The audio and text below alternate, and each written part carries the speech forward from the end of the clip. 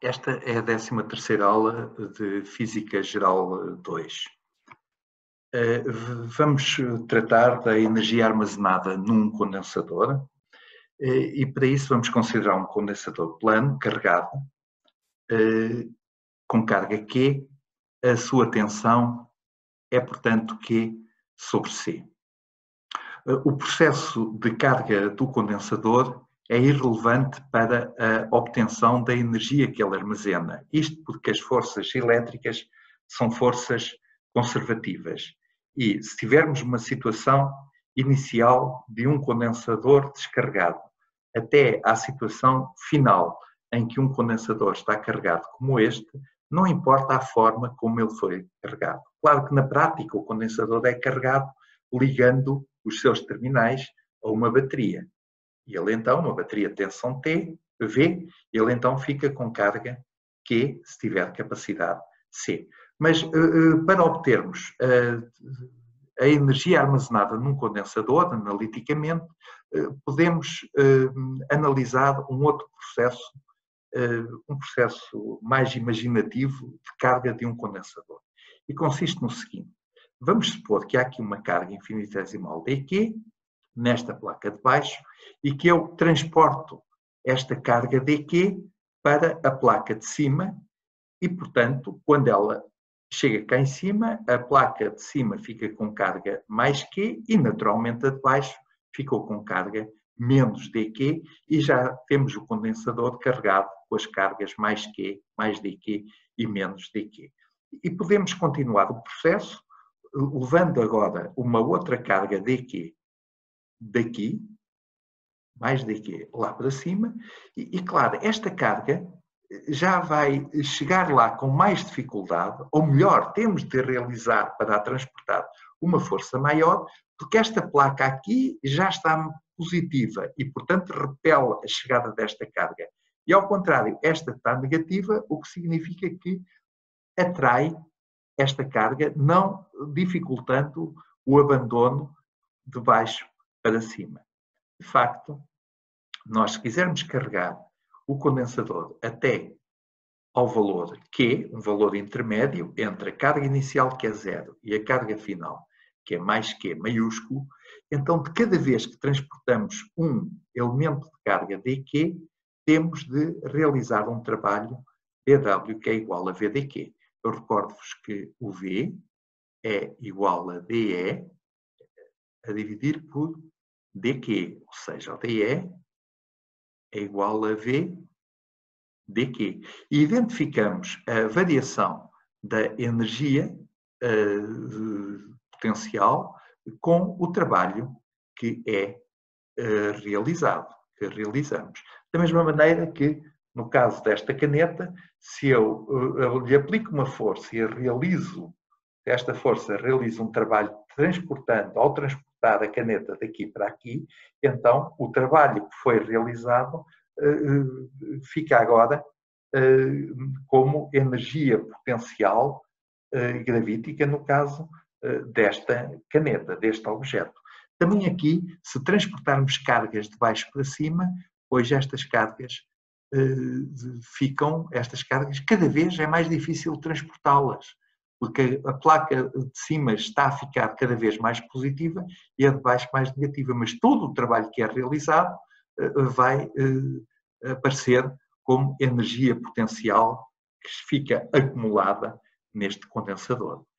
Em vez de VdQ, nós podemos escrever Q sobre C dQ, já que a tensão é igual à carga.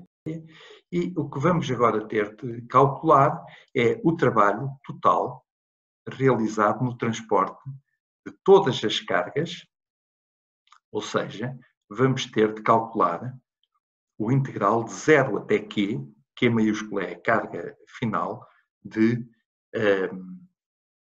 Q sobre C dQ, como se mostra de resto no próximo slide. E esta é a energia armazenada no condensador.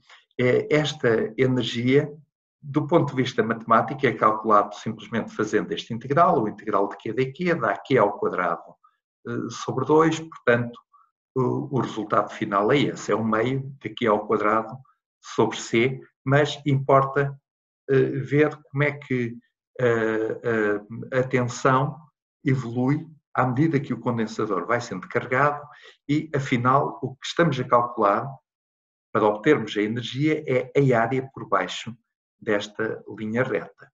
Notem que esta linha é uma linha de equação V igual a 1 sobre C vezes Q.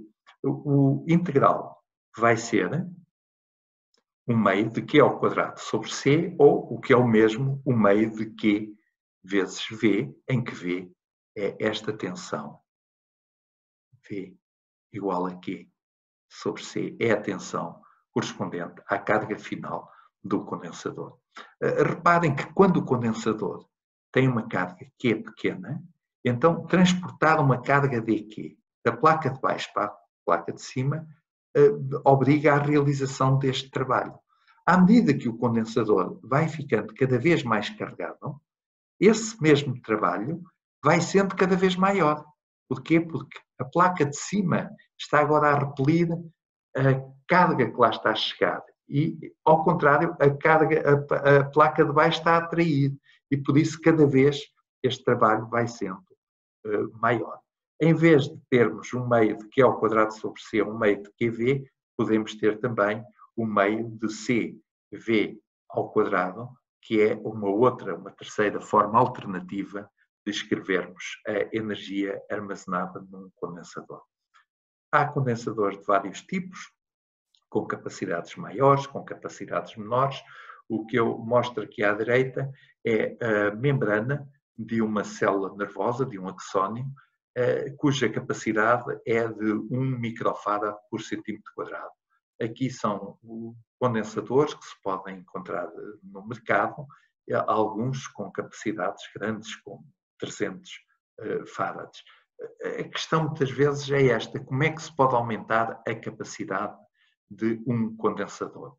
Se for um condensador de placas paralelas, como este que está aqui representado, e sendo a capacidade dada por esta expressão, ε0A sobre D, pois a capacidade aumenta se aumentar a área das placas, se diminuir a distância entre elas, ou mais nada, porque o ε0, sendo uma propriedade do vazio, não pode ser alterado. Portanto, se queremos aumentar a capacidade do condensador, aumentamos a área ou então diminuímos a separação entre elas, embora quer uma coisa, quer a outra tenha limitações. Não se pode aumentar indefinidamente uma área e também a diminuição da separação entre as placas do condensador também não pode levar-se até ao limite que desejarmos, porque a certa altura pode-se atingir a tensão de disrupção. Notem que o campo elétrico vezes B é igual à tensão. E, portanto, o campo elétrico, se o D é muito pequeno, e o V for constante, porque está o condensador ligado a uma bateria, então se o D for muito pequeno, então o E aumenta a ponto de, se houver aqui um meio que não seja o vazio, se poder atingir a tensão de disrupção e os constituintes desse meio podem ionizar e isso danifica naturalmente o condensador. Mas, efetivamente, nós podemos aumentar a capacidade de um condensador e aqui tivermos um meio que não seja o vazio. Vamos primeiro ver a situação com uma molécula apolar submetida ao efeito de um campo elétrico. Este campo elétrico da esquerda para a direita faz com que esta molécula polarize, ficando com a carga negativa de um lado e a carga positiva do outro.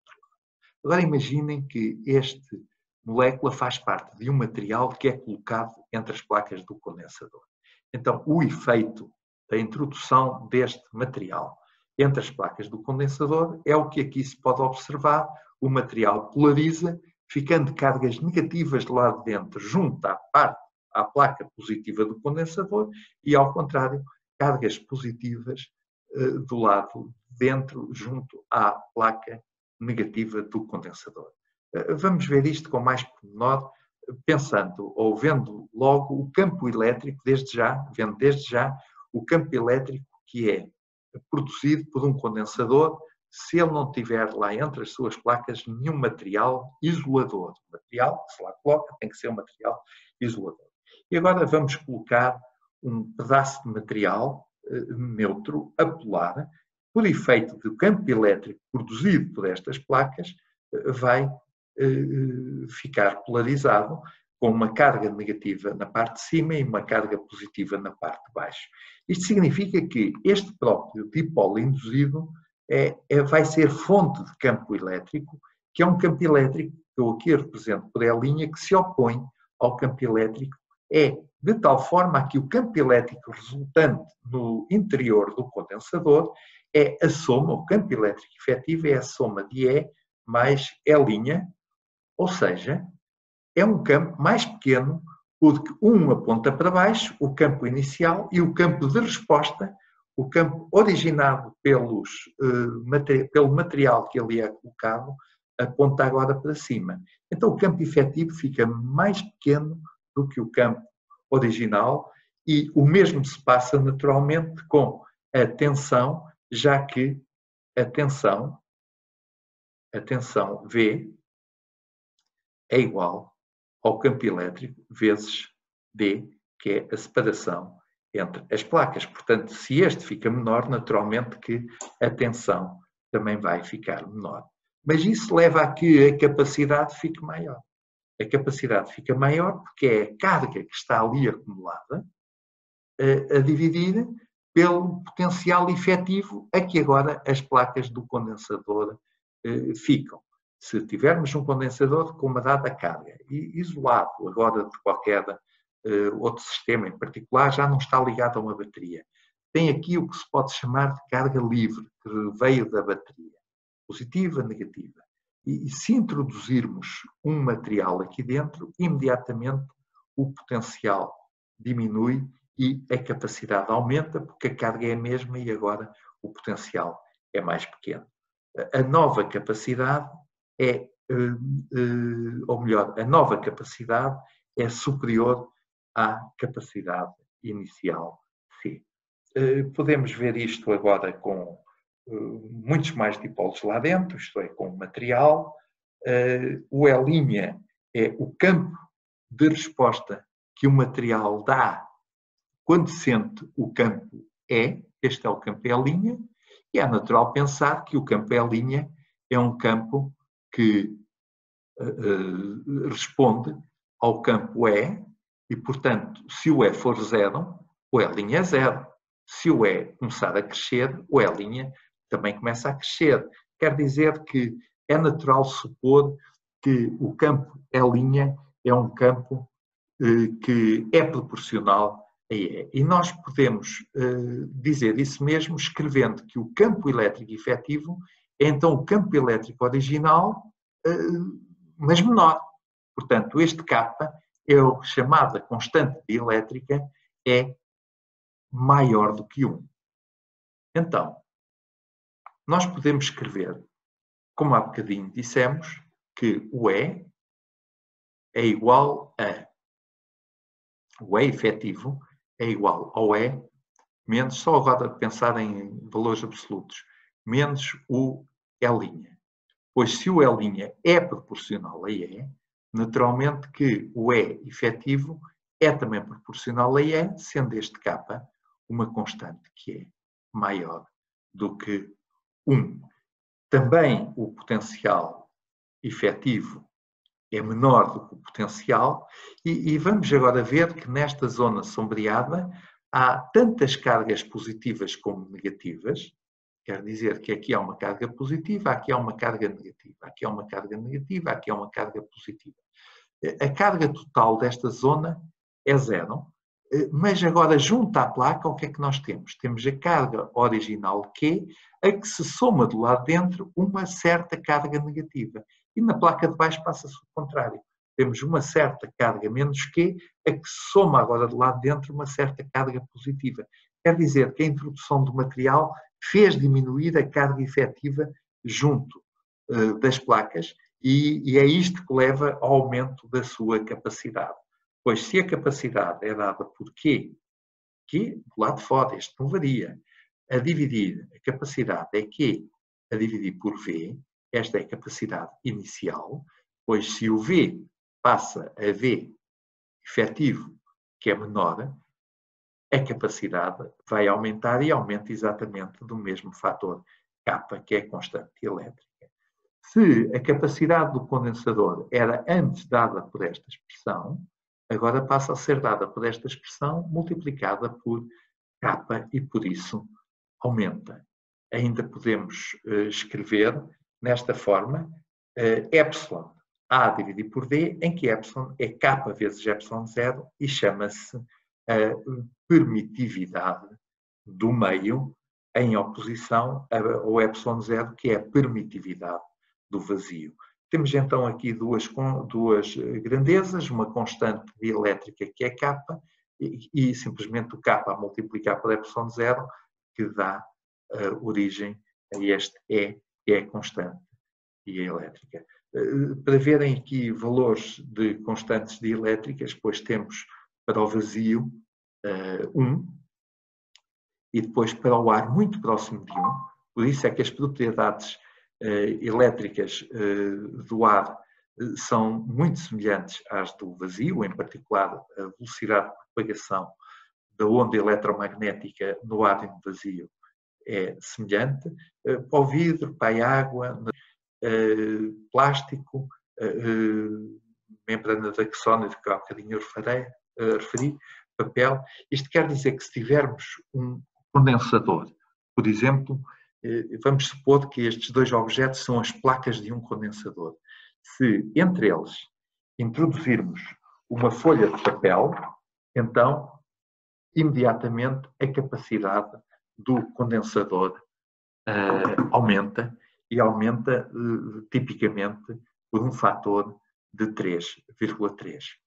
Há bocadinho falei na tensão de disrupção elétrica, tem a ver com o facto de efetivamente não existir vazio entre as placas de um condensador, mesmo quando não há lá material, o que existe é ar e pode acontecer que o campo seja tão intenso, tão intenso, tão intenso, que a certa altura os constituintes do material, no caso do ar, ionizam e ao ionizarem o ião positivo dirige-se para a placa negativa e o negativo para a placa positiva, criando uma descarga elétrica semelhante às que se vê aqui nesta imagem na atmosfera. Mas vamos agora, nesta segunda parte da aula, lidar com a corrente elétrica, que agora tem a ver com o movimento das cargas. Até agora temos considerado que as cargas estão paradas, que as cargas estão distribuídas de uma certa forma, mas essa distribuição é estática.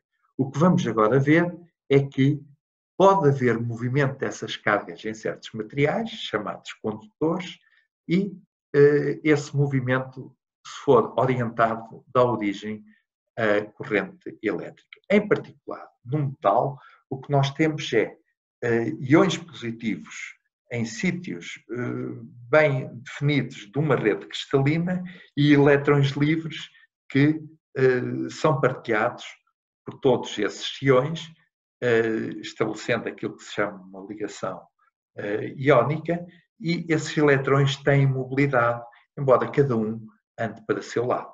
Se nós determinarmos a velocidade média de todos os eletrões, temos que somar as velocidades e dividir pelo número de partículas. É um cálculo que não se pode fazer explicitamente, porque este N pode ser da ordem de grandeza do número de Avogadro, não se podem somar 10 elevado a 23 parcelas dessa ordem de grandeza, mas então o que temos é uma velocidade no final, vai ser nula, porque há tantos eletrões a andar para a direita, quantos a andar para a esquerda, há tantos a andar para cima, quantos a andar para baixo.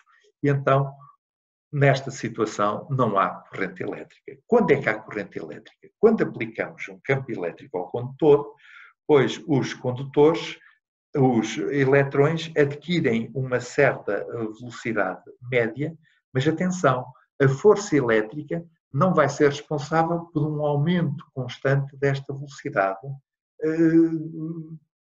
A mesma situação se passa, por exemplo, quando se empurra uma caixa sobre uma superfície rugosa. Quando se empurra uma caixa sobre uma superfície rugosa com uma certa força, a caixa não adquire uma velocidade cada vez maior. Não, a certa altura atinge uma velocidade que se mantém constante, porque se atinge um regime em que a força de atrito que o suporte rugoso está a exercer na caixa é igual e oposto à força que eu estou a aplicar na caixa. E estas duas forças cancelam-se. Também aqui, a força elétrica é cancelada por forças de resistência que têm a ver com, do ponto de vista microscópico, com as inúmeras colisões dos eletrões com os íons da rede cristalina e dos eletrões com consigo próprios. E de tal forma a que a velocidade não aumenta indefinidamente, mas a certa altura mantém-se constante, como aqui está representada, mas esta é uma velocidade média. Os eletrões, cada um tem a sua velocidade, só que, em média, eles já se estão a deslocar da esquerda para a direita e, portanto, podemos atribuir a cada um destes eletrões uma certa velocidade igual para todos, que é esta que aqui está representada, a velocidade média. Ora, convenciona-se que o sentido positivo das correntes é o sentido do movimento das cargas positivas, ou seja, se temos cargas positivas a deslocar-se da esquerda para a direita, então a corrente elétrica é para a direita. Se tivermos cargas negativas da direita para a esquerda, a corrente elétrica também é para a direita. Quer dizer que o sentido convencional da corrente elétrica é o sentido das cargas positivas e até aqui se deve ver algum respeito pela tradição. Quando estes assuntos começavam a ser estudados, a ser desenvolvidos, a ser investigados, não havia o conceito de eletrão. O eletrão era uma partícula que ainda não tinha sido descoberta, mas sabia-se que havia corrente elétrica e sabia-se que era responsável pelos aumentos dos níveis de conforto das sociedades, pois já havia iluminação, já havia tudo isso, e contudo, o agente que é responsável pela corrente elétrica, nos metais, o eletrão, ainda nem sequer tinha sido descoberto. Então convencionou-se que, havendo cargas positivas e negativas, tudo isto é uma mera questão de convenção, pois a corrente elétrica era no sentido do movimento das cargas positivas. Mas não só os eletrões que são responsáveis pela corrente elétrica.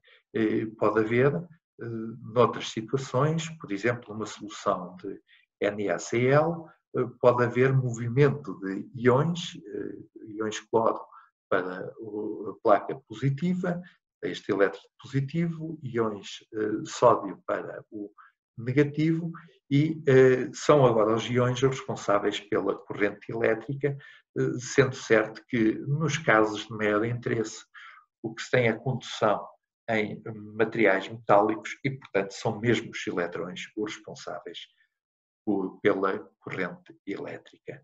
A corrente elétrica é definida como a carga por unidade de tempo que atravessa uma dada secção do circuito. Se nós temos o circuito, no caso, um troço de circuito com a forma de um cilindro, e se seccionarmos este circuito por um plano, então cortamos este condutor segundo uma secção de área A, e a corrente média é a carga que passa nessa secção por unidade de tempo, ou, se quisermos ser mais precisos, diminuindo o denominador, tornando-o infinitesimal, encontramos esta relação que nos permite, por exemplo, calcular a carga total que passa numa secção do circuito ao fim de algum tempo. Basta-nos para isso fazer esta integral I dt, em que integramos desde um tempo inicial, um instante inicial, até um instante final. Atenção que se o I for constante, então o I passa para fora do integral e fica simplesmente I vezes o tempo. Mas o I pode ser uma função do tempo. E se o I for uma função do tempo, então temos que fazer este integral tendo em conta essa dependência da corrente com o tempo.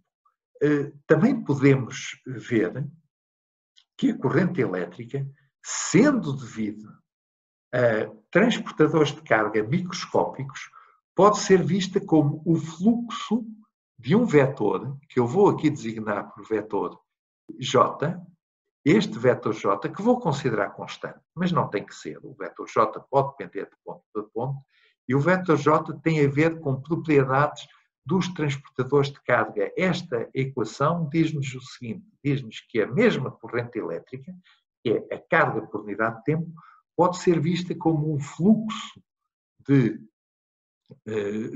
um vetor chamado densidade de corrente através da superfície de área A e, portanto, se o J for constante, se J constante,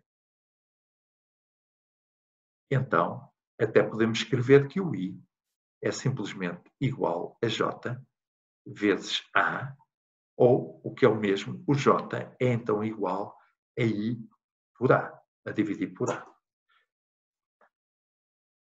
Vamos estabelecer a relação entre a corrente I e o J, que é a densidade de corrente. Para isso, consideremos um condutor cilíndrico de comprimento L, de secção circular A, e aqui os transportadores de carga, cuja natureza não importa, que têm uma certa velocidade média, que é designada por V.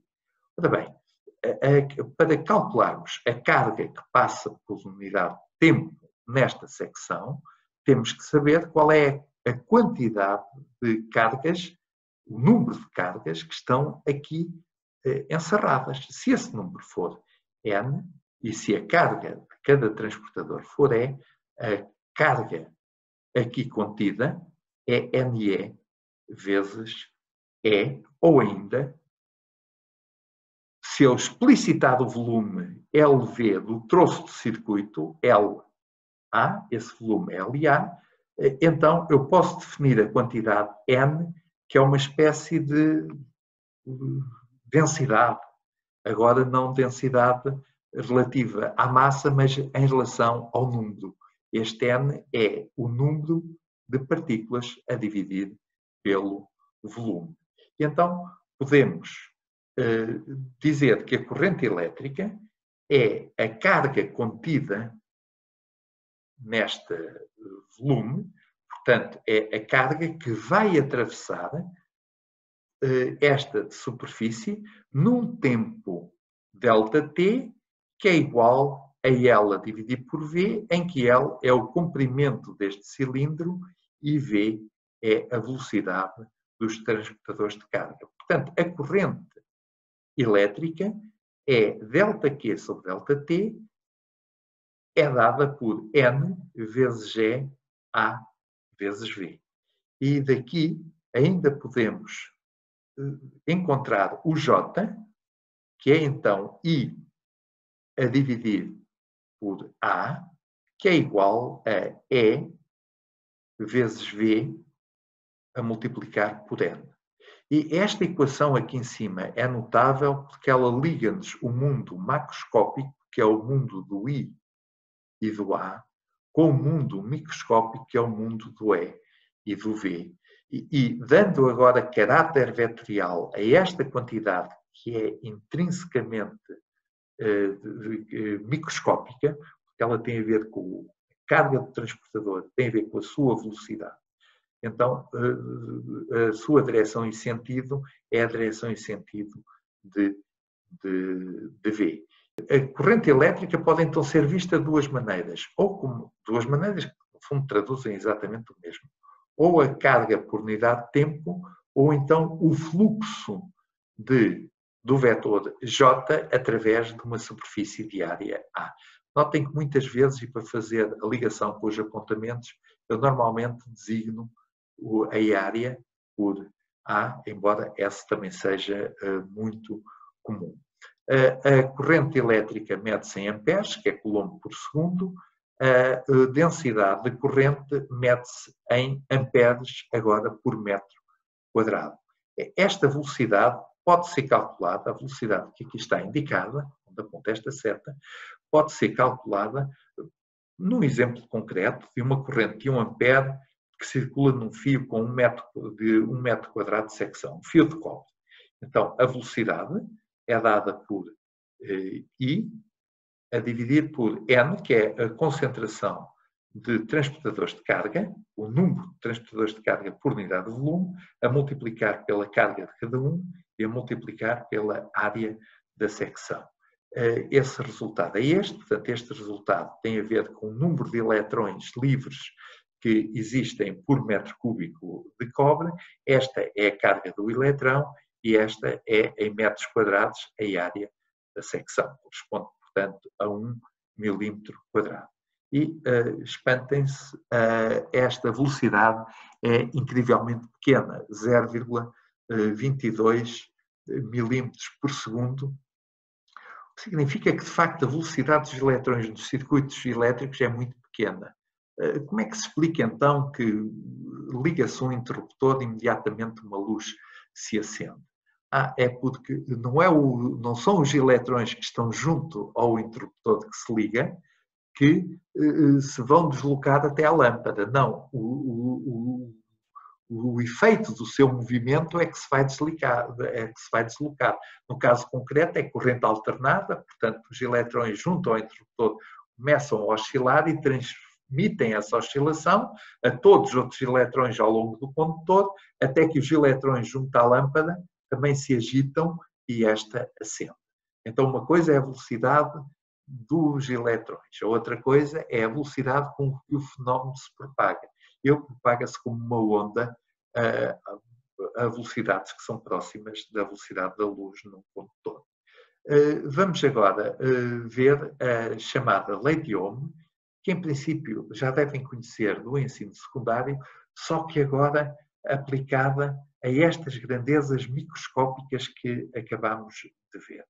Efetivamente, nós vimos que o responsável pela corrente elétrica é o campo elétrico. E, ao nível microscópico, o campo elétrico produz uma densidade de corrente J e podemos pensar que há uma relação de proporcionalidade entre o J e o E, sendo que o sigma é a constante dessa proporcionalidade. Isto que estamos aqui a estabelecer é uma hipótese de trabalho, e esta hipótese de trabalho muitas vezes chama-se lei de Ohm se o sigma for constante, mas já vamos ver a razão deste nome. Verifica-se experimentalmente que assim é quando os campos elétricos são pouco intensos. À medida que o campo elétrico aplicado aumenta, então o J já não varia linearmente com o E. Este sigma é designado por condutividade, mas ainda podemos escrever esta expressão na forma E igual a J sobre sigma, numa forma escalar. E o 1 sobre sigma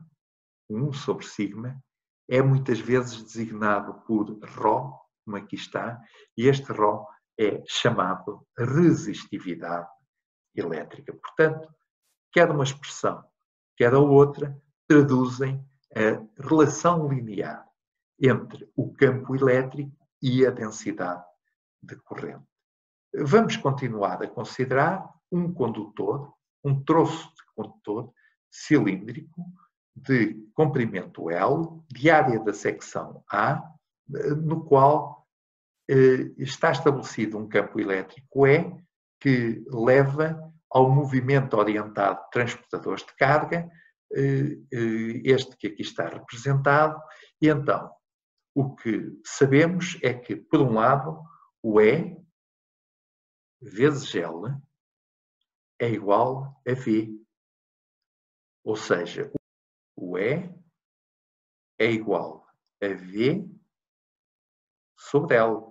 E, portanto, substituirmos o E por V sobre L, ficamos com ρ vezes J, mas o J sabemos que é igual a I sobre A.